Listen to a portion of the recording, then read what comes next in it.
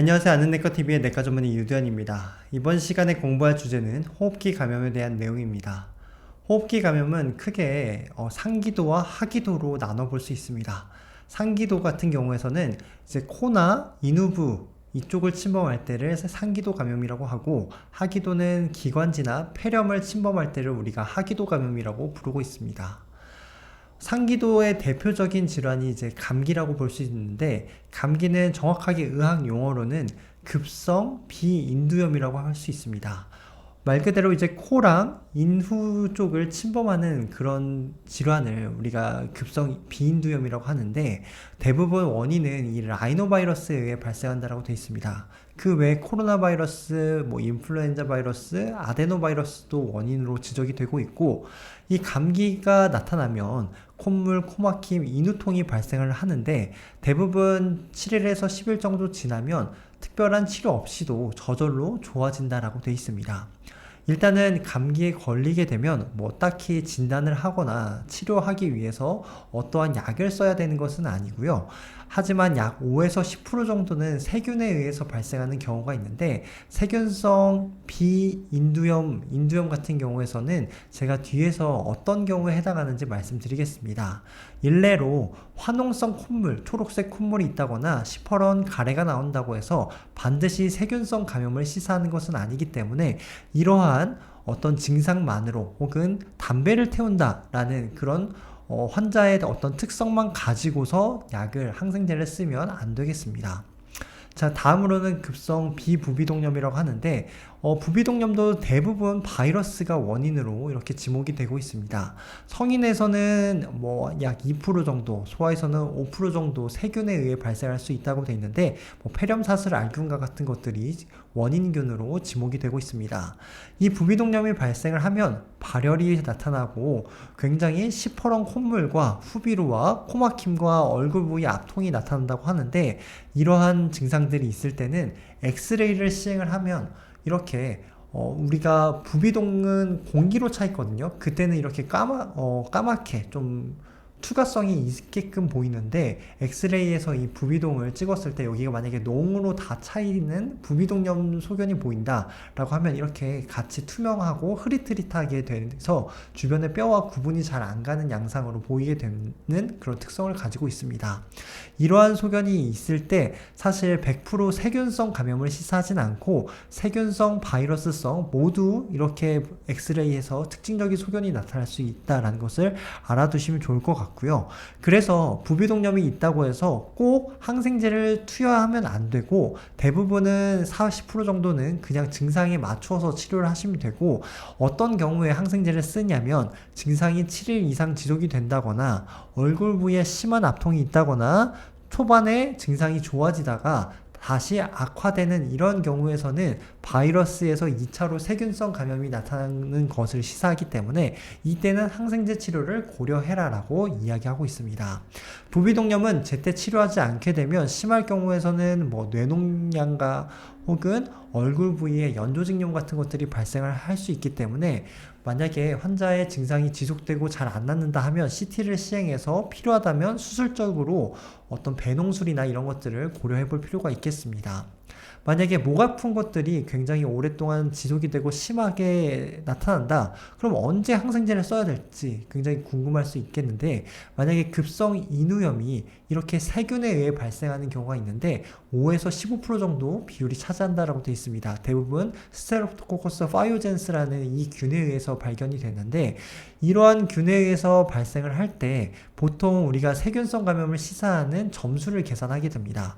그걸 바로 센터 스코어라고 하는데, 나이에 따라서, 그리고 편도에 삼출물이나 편도 비대가 있는지 없는지에 따라서, 그리고 이렇게 경부 림프절을 촉지해 봤을 때 이쪽에 압통이 있는지 없는지에 따라서 점수를 매기게 되고, 38도 이상의 열이 있는지 없는지, 그리고 기침을 하는지 안 하는지에 따라서 점수를 이렇게 부여하게 됩니다. 이때 이제 점수를 좀 항목을 자세히 살펴보면, 15세 미만 3세에서 14세는 이제 1점을 더 해라 라고 되어 있고요. 15세에서 44세 이제 보통의 성인은 0점, 그리고 45세 이상 같은 경우에서는 마이너스 1점이라고 되어 있습니다. 즉 학동기 연령에서는 좀 더 세균성 그룹 A 스트랩토코커스의 감염을 좀 더 시사한다라고 볼 수 있겠고요. 만약에 편도가 부어 있거나 아니면 경부 림프절을 촉지했을 때 압통이 있으면 이건 역시 바이러스보다는 세균성 감염을 시사하기 때문에 플러스 1점씩을 더해줘라라고 되어 있습니다.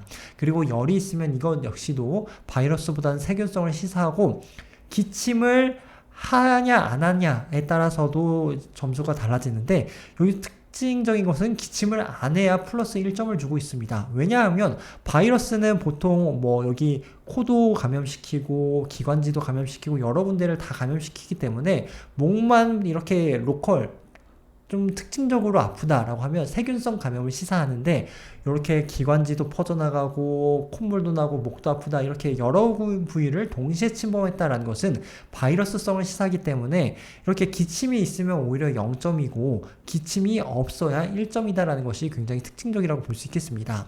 그래서 이렇게 점수를 계산해서 제가 가정을 해봤는데 4점이 나왔어요. 그럴 경우에서는 세균성 감염일 확률이 51에서 53%나 되기 때문에 이 경우에서는 바로 신속 항원 검사를 하고 결과와 상관없이 경험적으로 항생제 투여를 고려해라라고 제시하고 있습니다.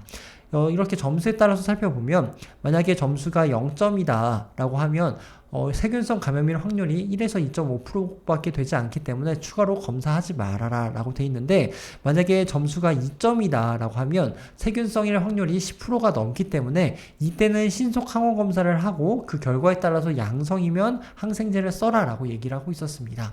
그래서 이렇게 점수를 구분해서 세균성 감염인지 아닌지를 우리가 확인해 보는데 활용을 하고 있습니다. 자, 다음으로는 급성 기관지염입니다.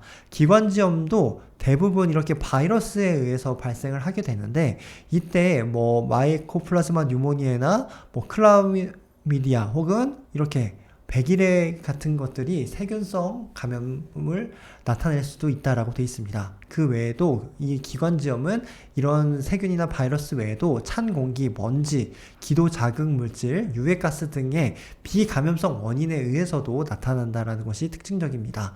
기관지염이 발생을 하면 굉장히 심한 기침과 가래가 지속되는데, 대부분 자연 치유된다라고 되어 있지만 2-3주간 지속이 될 수 있다라고 되어 있습니다.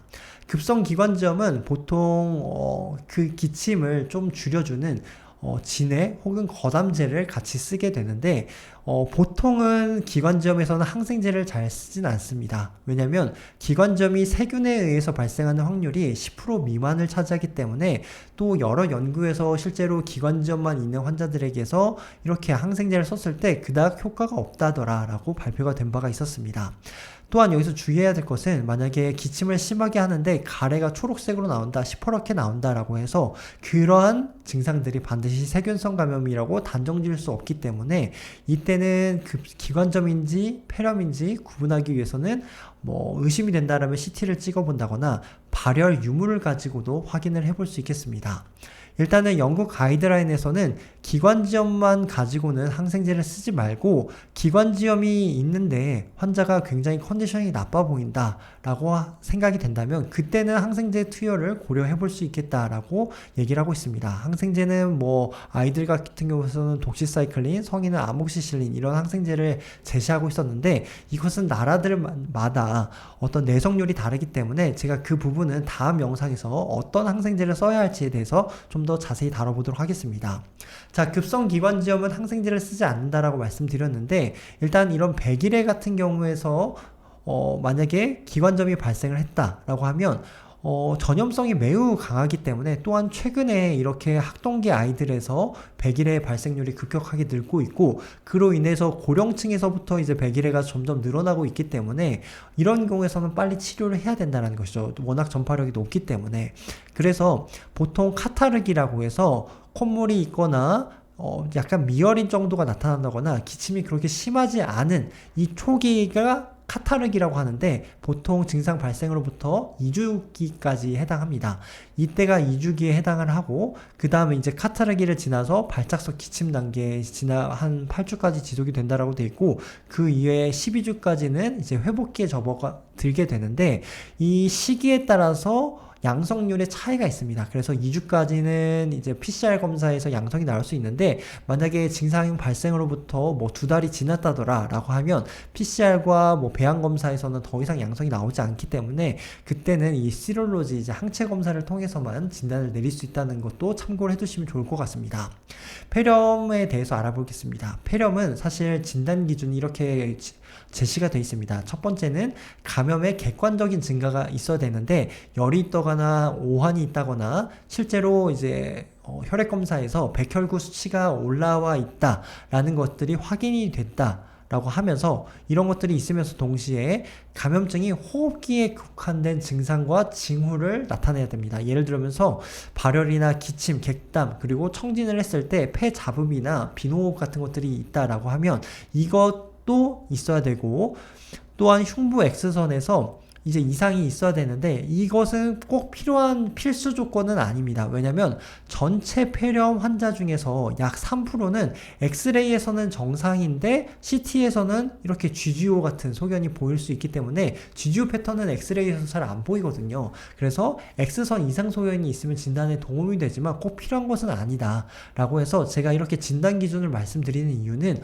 어느 한 가지로만 진단을 내릴 수 없고 이렇게 객관적인 어떤 실제로 열이 있으면 열이 확인되고 백혈구가 올라 있으면 올라야 되고 이런 것들이 있으면서 환자에 나타나는 증상들이 확인이 된다라고 하면 우리가 폐렴을 진단할 수 있게 됩니다. 이때 기관점과 폐렴의 차이가 뭐냐? 기관점은 좀 더 이제 폐에서 뻗어나가는 부위가 점점 끝으로 갈수록 굉장히 미세하게 나눠지고 그 폐포들로 이제 이루어지게 되는데 큰 기관지 염증이 생기다 보니까 아직 폐포까지는 도달하지 않아서 폐포강에서는 아직 염증이 차있지 않은 이런 상태입니다. 그래서 청진을 했을 때는 수포음이나 뭐 잡음이 들리지 않게 되는데 폐렴은 이제 큰 기관은 정상인 반면에 폐포가 오히려 염증으로 다 차있게 돼서 그러면서 동시에 열이 난다든지 전신의 기력이 떨어진다든지 이런 것들이 나타나는 특징이 있습니다. 그래서 청진에서는 수포음이 들리면서 열이 있고 호흡곤란이 주된 증상으로 나타나기 때문에 폐렴과 기관점은 이렇게 구분을 해볼 수 있겠습니다. 폐렴은 사실 사망 원인이 최근에 이제 3위에 해당할 정도로 점점 이렇게 늘어나고 있는 굉장히 심각한 질환이다라고 볼 수 있겠습니다. 그래서 폐렴은 그냥 단순히 감기 기관점처럼 앓고 지나가는 것이 아니라 실제로 제때 치료하지 못하면 이렇게 심장병이나 암과 같이 사망을 불러일으킬 수 있을 만큼 심각한 질환이다라는 것이죠. 실제로 폐렴 환자를 제때 입원시키기 위해서 여러 가지 노력을 하고 있는데 폐렴 중증도 지표라고 해서 나이와 환자가 어디에 거주하는지 요양시설에 거주할 경우에서는 플러스 10점을 매기고 있고 동반 질환이 어떤 건지 그리고 환자의 신체 징후라든지 아니면 검사 소견에 따라서 이렇게 점수를 내리고 있습니다. 그래서 점수를 내려서 사망률을 예측을 하고 이 사망률에 따라서 예를 들어서 중등도 이상이다 라고 하면 꼭 입원을 해서 치료를 받으실 것을 권하고 있는데 사실 우리가 외래에서 이렇게 다양한 지표들을 다 일일이 입력하고 계산하고 환자를 문진을 하기가 쉽지 않기 때문에 좀 더 간략한 지표를 활용하고 있습니다. 그 대표적인 게 커브 65 혹은 CRB 65라는 지표를 활용하고 있는데 이때 B가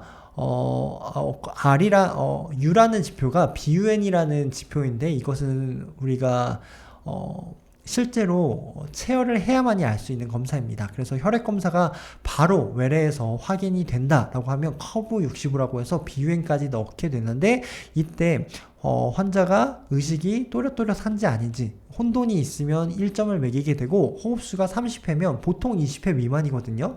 한 18회 정도가 보통 건강한 성인의 평균 호흡수인데 1분에 30회 이상으로 호흡수가 가파르다. 그리고 혈압을 측정했는데 수축기가 90 이하이거나 이완기가 60 이하일 경우에서 마찬가지로 1점을 매기게 되고 나이가 65세 이상이면 이것도 역시 1점 이상으로 매기게 되게 됩니다. 만약에 이때 BUN이라는 지표를 바로 활용할 수 없다라고 하면 이걸 생략해서 CRP65를 매기게 되고, 만약에 비변 지표를 매길 수 있다라고 하면 비변이 20 이상이면 그것 역시 1점을 부여하게 되어 있습니다. 그래서 만약에 이 총 지표가 커브 65와 같은 경우에서는 2점 이상이다 라고 하면 중등도의 위험도에 해당하고, 이거 같은 경우에서는 꼭 입원을 해서 치료를 할 것을 권고하고 있고, 만약에 비변을 할 수 없는 CRP65를 활용한다 라고 하면 1점 혹은 2점인 경우에서는 입원을 고려해라 라고 얘기를 하고 있었습니다.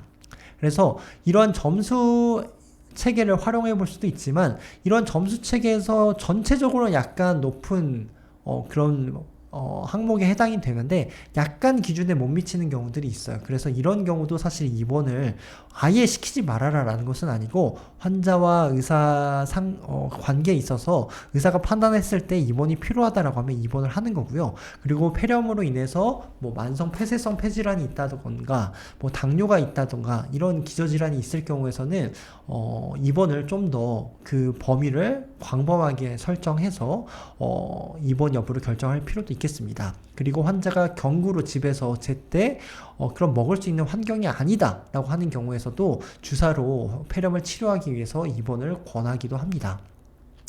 이때 만약에 중환자실로 바로 가야 되는 경우가 있는데, 어떤 경우냐, 환자가 충분한 산소 공급에도 불구하고 산소 수치가 잘 오르지 않는 환자들은 기계 환기 보조가 필요하기 때문에 중환자실로 가서 기관 삽관을 통해서 기계 환기 보조를 받으셔야 되고, 혹은 열이 있으면서 혈압이 떨어지는 폐혈성 쇼크가 있다거나 커브 65 점수가 3점 이상인 경우에서는 중환자실 입시를 고려해라 라고 얘기를 하고 있습니다.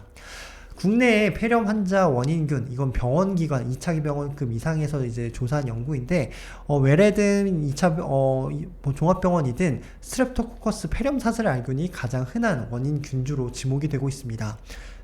그래서 일단은 중등도나 중증의 폐렴 환자 같은 경우에서는 사실 객담, 가래나 혈액 배양 검사를 통해서 항생제 투여 이전에 이런 폐렴 사슬 알균인지 아닌지를 확인하고, 만약에 폐렴 사슬 알균이라고 하더라도 어떤 항생제의 내성이 있는지 없는지를 확인할 필요가 있겠습니다. 그리고 경증이더라도 폐결핵이나 내성균 감염, 과거에도 여러 번 이런 폐렴을 앓았다거나 이런 상황일 때는 배양 검사를 고려해라라고 얘기를 하고 있었습니다. 만약에 배양 검사를 이제 기다리고 치료하기에는 배양 검사가 뭐 짧게는 1주 혹은 길게는 2주 이상 걸릴 수도 있기 때문에 이런 소변 항원 검사를 활용을 하면 우리가 좀 더 빠르게 병원균이 있는지 없는지를 확인해 볼 수 있는데요. 폐렴 사슬 알균은 이제 소변 항원 검사를 활용을 하게 되는데 15분 이내 결과를 확인할 수 있고 굉장히 높은 민감도와 특이도를 가지고 있습니다. 그러니까 이게 양성이 나왔을 때는 그게 폐렴 사슬 알균일 가능성이 높다라는 뜻이겠죠. 그리고 최근 4개월 이내 폐렴을 앓았을 경우에서는 위양성이 있을 수 있다는 것이 단점이다라고 볼 수 있겠고, 비용이 비싸다는 것도 단점으로 지목이 되고 있습니다. 자, 레지오넬라 소변 항원 검사도 시행을 하고 있는데, 보통 이제 원인 미상의 폐렴이 있다거나 중환자실에 입실할 정도로 심한 폐렴을 앓은 경우, 그리고 주변에서 레지오넬라 감염이 창궐했던 경우, 그리고 베타락탐 항생제를 충분히 썼는데도 불구하고 효과가 없는 경우에서는 이제 레지오넬라 소변 항원 검사를 고려해 볼 수 있겠습니다.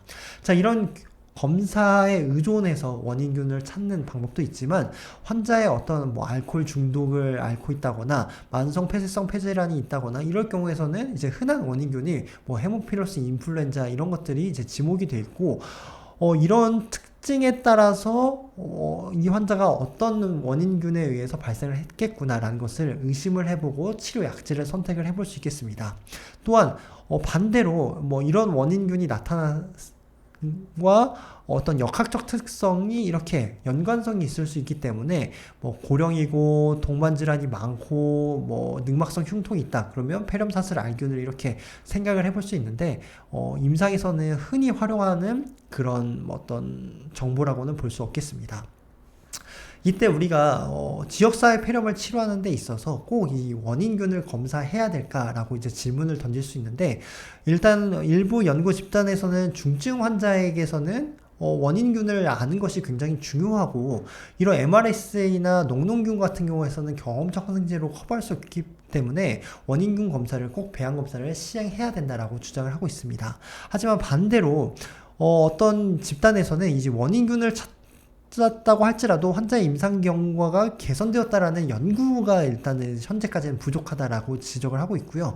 그리고 환자가 이제 가래를 뱉는다고 한들 그 가래가 정말 이 퀄리티 좋은, 질 좋은 가래를 뱉어내서 우리가 스터디하기 좋은, 연구하기 좋은 그 결과값을 신뢰하기가 어렵다라는 것이죠. 그래서 이런 한계가 있을 수 있겠고, 그리고 이 혈액 배양 검사를 한다고 한들 이 실제 폐렴의 원인균과 혈액 배양에서 검출되는 이것이 나올 확률이 2에서 9%밖에 되지 않기 때문에 어차피 안 나올 거. 왜냐면 폐에서 이제 폐포를 침범하는 그런 균들인데 그런 균들이 보통 혈액을 타고 전신으로 잘 퍼지진 않는다라는 것이죠. 그래서 그렇게까지 도달하는 비율이 높진 않은데 굳이 혈액 배양 검사를 해야 될까라고 이제 반문을 제시하는 그룹도 있었고요. 그리고 혈액 배양 검사 결과가 나오기까지 시간이 오래 걸리고 실제로 이걸 바꾼다고 한들 그 효과가 특별히 없기 때문에 경험적 치료를 이 혈액 배양 검사 결과로 반영해서 이렇게 바꾸고 그게 효과를 보았다라는 연구 결과가 아직 부족하기 때문에 굳이 원인균 검사를 해야 되냐라고 반문을 던지는 그룹도 있었습니다. 자, 다음으로는 이제 폐렴과 폐결핵에 대한 부분인데요. 사실 이제 폐렴은 주로 아래쪽, 이제 아래쪽 하엽 부분을 침범하고 결핵은 보통 상엽 위쪽을 침범한다라고 되어 있습니다. 그래서 우리가 어떤 환자분이 일단은 기침 객담을 하고 나서 아래쪽에 이렇게 엑스레이에서 조금 컨솔리데이션 소견이 보인다, 이렇게 보인다 라고 했을 때는 환자가 폐렴을 좀 시사하고 기침을 앓고 객담 가래가 나온 지 2달이 넘었는데 이렇게 엑스레이에서 위쪽을 좀 침범을 했다, 그랬을 때는 우리가 폐결핵을 의심을 해볼 수 있겠습니다. 그래서 이런 엑스레이의 위치와 환자가 증상을 얼마나 알았는지에 따라서도 결핵과 폐렴을 감별하는 데 있어서 중요한 정보를 삼을 수 있겠습니다. 그래서 우리가 결핵 환자가 의심된다, 굉장히 오랫동안 기침을 하고 엑스레이에서 이상 소견이 보인다 라고 하면 이렇게 가래 검사를 통해 확인을 해볼 수 있겠는데 결핵균 도말이나 배양 검사는 적어도 2회 이상 시행을 할 것을 제시를 하고 있고요. 유전자 검사를 적어도 1회 할 것을 제시를 하고 있는데 저는 MT-PCR과 엑스퍼트 PCR 모두 다 시행을 하고 있습니다. 자, 이때 우리가 바이러스 검사를 꼭 해야 될까라고 이제 어떤 집단에서는 의문을 제시하는데, 일단은 인플루엔자가 유행할 경우에서는 현재 검사를 할 것을 권고하고 있었습니다. 사실 과거에 이 코로나가 창궐하기 이전에는 보통 겨울철 그리고 초봄 봄 한 4월까지는 이제 인플루엔자가 유행을 했기 때문에 이 시기에 어떤 폐렴이 의심되는 소견이 보이면 인플루엔자 검사를 하도록 권고하고 있는데, 사실 코로나 이후에는 거의 연중 내내 지금 독감이 창궐하고 있죠. 그렇기 때문에 인플루엔자는 저 같은 경우에서는 보통 루틴으로 다 검사를 하고 있습니다. 인플루엔자 검사는 이제 보통 항원 검사를 많이 하게 되는데 항원 검사 결과가 보통 15분 이내에 나오기 때문에 굉장히 빨리 결과를 확인할 수 있고, 만약에 검출되었을 때 이제 치료제로 우리가 바로 항바이러스제를 투여를 할 수 있다라는 장점이 있겠죠. 그래서 항바이러스제를 투여하면 중증 악화를 예방할 수 있기 때문에 인플루엔자 유행하는 기간이 아니더라도 현재는 검사를 저는 루틴하게 고려를 하고 있습니다. 그래서 이 폐렴 진단 파트를 좀 정리를 해보면, 폐렴은 상기도와 하기도로 나눌 수 있는데 상기도 질환이 감기, 급성 인후염으로 나눠볼 수 있겠고, 급성 인후염에서 우리가 세균성 감염을 시사할 때 활용하는 지표가 센터 크라이테리아라는 지표였습니다. 그래서 센터 분류체계를 활용해서 2점 이상이면 우리가 신속 항원 검사와 항생제 투여를 고려해볼 수 있겠다라고 말씀드렸습니다. 그 다음 하기도 감염은 기관점과 폐렴이다라고 말씀드렸는데, 대부분 기관점은 치료하지 않는데 100일에나 인플루엔자에 의한 기관지염은 실제로 치료를 하도록 권고를 하고 있고요. 폐렴은 제가 정의와 입원 기준, 원인균 검사 이런 파트를 다뤄봤습니다. 제가 다음 시간에는 우리가 실제로 이런 호흡기 감염을 어떻게 치료하는지에 대해서 공부해 보도록 하겠습니다. 긴 영상 시청해 주셔서 감사합니다.